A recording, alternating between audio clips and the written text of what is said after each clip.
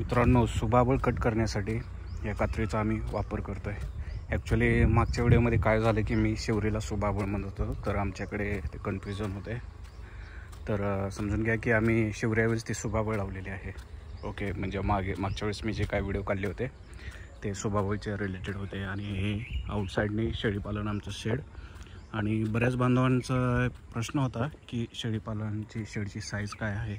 तर मी प्रत्येक व्हिडिओमध्ये सांगतो की साईज काय आहे किंवा किती आहे. तुम्ही फक्त तो व्हिडिओ कंप्लीट बघत नाही आहे, तरी पण सांगतो आता की हे जे शेड आहे याची रुंदी आहे 90 फूट आणि याची लांबी आहे 120 फूट.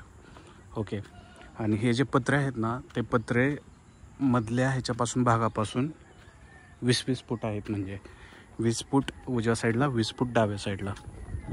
आणि आम्ही त्याच्यामध्ये कोबा केला आहे. तर तो कोबा आहे 5-5 फूट सेंटरपासून साईडला, कारण तो कोबा वगैरे करणं आवश्यक असतं. आणि शेडच्या साईडनं वगैरे आम्ही असे झाडे वगैरे लावलेत. आणि त्याच्या साईडला आम्ही केले मका, वैरण, गिनीगोल, सुबाबळ वगैरे. तर ही रानाची जी पट्टी आहे ना, ती कंटिन्यू एवढं जे शेडपासून जे इकडे कडपर्यंत रान आहे ते सर्व रान आम्ही शेळ्यासाठी ठेवलं आहे. म्हणजे या रानातून आमचं सगळं या शेडमधल्या शेळ्यांचं भागतं आहे सर्व काही. आणि त्याच्या साईडला जे दुसरं रान आहे तिथे हे आहे आमची डाळिंबाची बाग.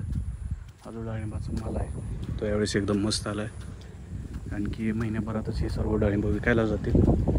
आणि आशा आहे की आम्हाला 100 ते 120 रुपये नक्कीच भाव सापडेल. आणि जो काय माल निघेल तो 10-12 टन निघेल, कारण हे पहिलंच पीक आहे. आणि ही बाग आम्ही फक्त एका वर्षातच धरलेली आहे. पण याच्यासाठी खर्च पण तसाच केला आहे, 1.5-2 लाख रुपये तर खर्च केला आहे. आणि इकडे मका, तर बघा मक्याला पण आम्हाला फवारणी करावी लागली. आणि इकडेच मक्याच्या साईडला गिनीगोल. आणि गिनीगोल संपला की त्याच्या पुढेच येते सुबाबळ, ज्याला की मी एखादी शेवरी म्हणत होतो. पण काय फरक पडत नाही, शेवरी असू द्या सुबाबळ असू द्या, शेळ्या एकदम आवडीने खातात. आणि आम्ही असे तालीवर लावलेत. हे जांभळीचं झाड आहे, त्याच्यानंतर हे आहे आंब्याचं झाड, त्याच्यानंतर ते आहे नारळाचं झाड, हा गिनीगोल. तर याच्यामुळे रानात सुशोभीकरण राहतं आहे, मस्त वाटते. आणि बाकीच्या पण म्हणजे हे फळं वगैरे खायला होते. तर मी हे मगाशी व्हिडिओ दाखवलं की कात्री घेऊन मी आलतो. तर ही कात्री घेऊन तुम्हाला शिवरीमध्ये हे असे फाटे वगैरे कट करायचे. तर जसं की मी तुम्हाला हे एक फाटा कटच करून दाखवतो. तर हे बघा, हे अगोदरच आम्ही कट केले काल. एवढ्या याच्यामध्येच एक कवळा भरला आहे आमचा, म्हणजे एक गाडा. तर एवढे फटे निघतात. तर हे ज्यावेळेस तुम्ही कट करताय त्यावेळेस हे कात्री इथं पकडून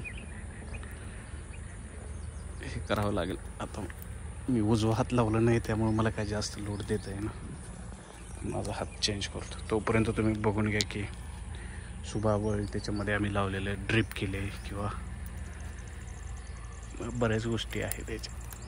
तर ही अशी कातर सोपी पडते, पण ॲक्च्युली मला याची सवय नाही जास्त, कारण हे सुबाबळ तोडण्यासाठी दुसरे आहेत ते कट करतात.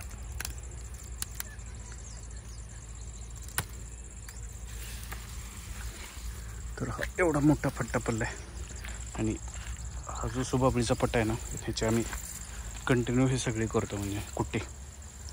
तर असा एक गाडा भरून हे करायचं आहे. तांबड्या मुंग्या चावल्या हे असल्या मुंग्याला चौक्यात इकडं गावाकडे, त्यामुळे त्याच्यापासून जपून. आणि हल्ली तर त्या मुंग्याला झालेत. इकडे बघा डाळिंब कसं आले, एकदम कट्टा. होपसो बघूया, नशिबानं साथ दिले तर डाळिंबाचा आहे थोडा तरी पैसा टेका. ही पण झाडं बघा कसे आहेत, एवढं सपोर्ट टेका टोमॅटोसारखी डाळिंब दिसायली. तर असं आहे इकडे. तर मी कात्री इथं ठेवून जातो, कारण मला दुसरं आहे काम. तर बघा इकडून सुबाबळीचा हे व्हिडिओ मी थोडेसे थंबनेलसाठी असे काही फोटो काढून घेतो, कारण यूट्यूब थंबनेल दाखवल्याशिवाय काय व्हिडिओ जास्त लोकांपर्यंत जाऊन देत नाही अजिबात. काय रे,